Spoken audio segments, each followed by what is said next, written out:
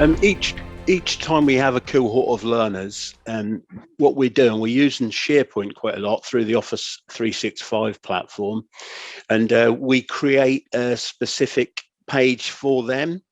And you'll see all around the screen that we're all looking at, you can see the different parts. There's links on the top right hand corner there, which takes you to what we think might be critical websites for you to use or share information from.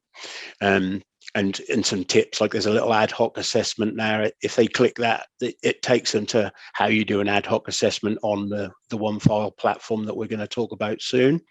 And then the folders beneath there, you've got the documents and where we would add learning resources and things like that.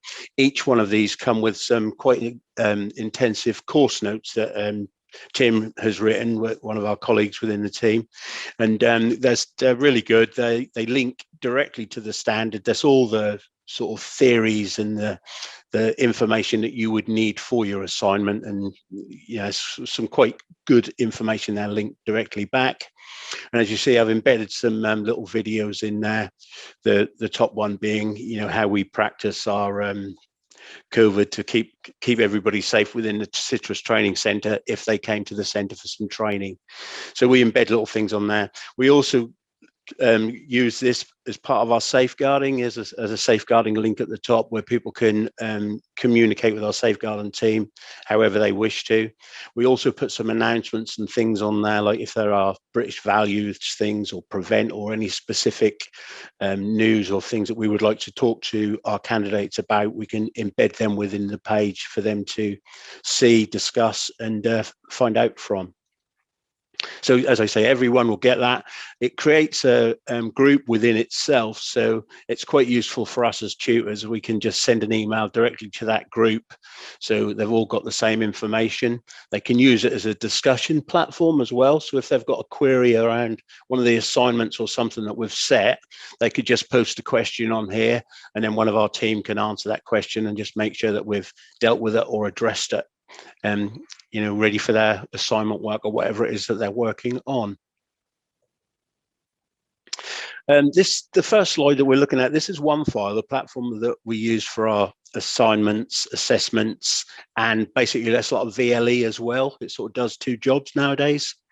The screen you're looking at is me as a centre manager, where there's two of us who operate this as the managers, and we can sort of create reports for you if there's a specific report you as an organization would like, so that you can see how often your candidates are logging on, how long they're on for, where they are on program, whether or not they've got anything behind.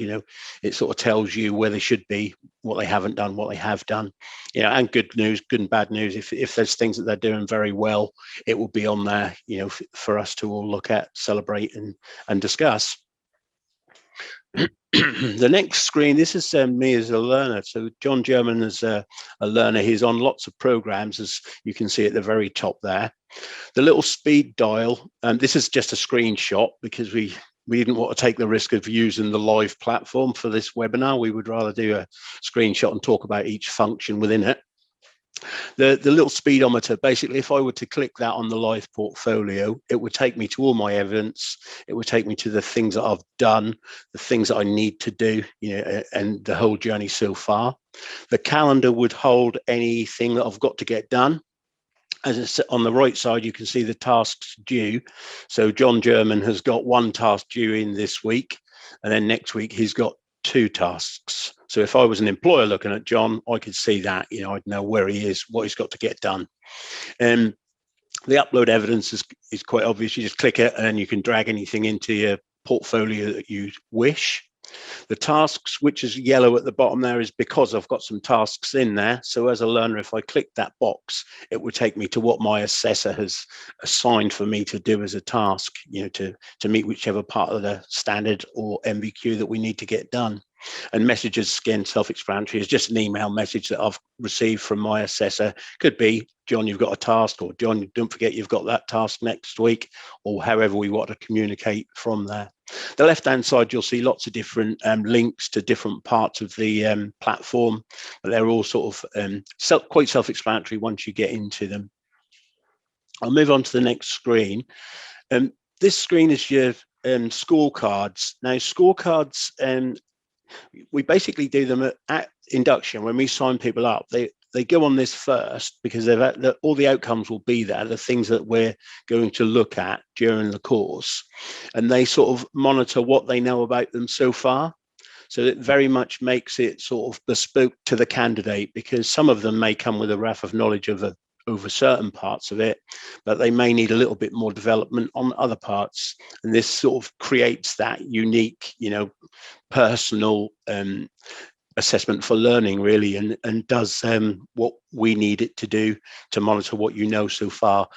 It sort of also measures your journey, because we'll revisit these later so that we can see the progression that our candidates are making during the program. Above there is a learning journal. Now, when you're done your shadowing, this can happen ad hoc, although we've planned them, they're going to happen within the organization whenever they fit best. So what our candidate would do is he would go into their journal, he or she would go into the journal and then add what they've actually done. So they may have done a day where they've shadowed their CEO, or they've shadowed the marketing team, and then they can reflect on what they've learned from that. And that may well have improved their scores within that part of the organization.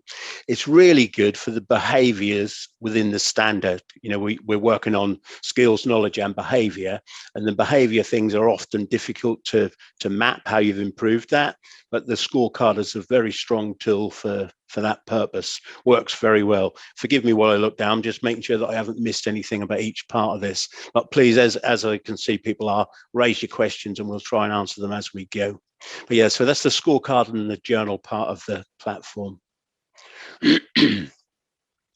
This part is courses. Now, these two courses I wrote myself, and we embed them within one file.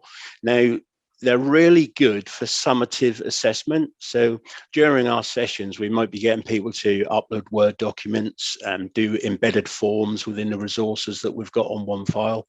But this is a nice little summative way of sort of showing them a little video, asking them some questions.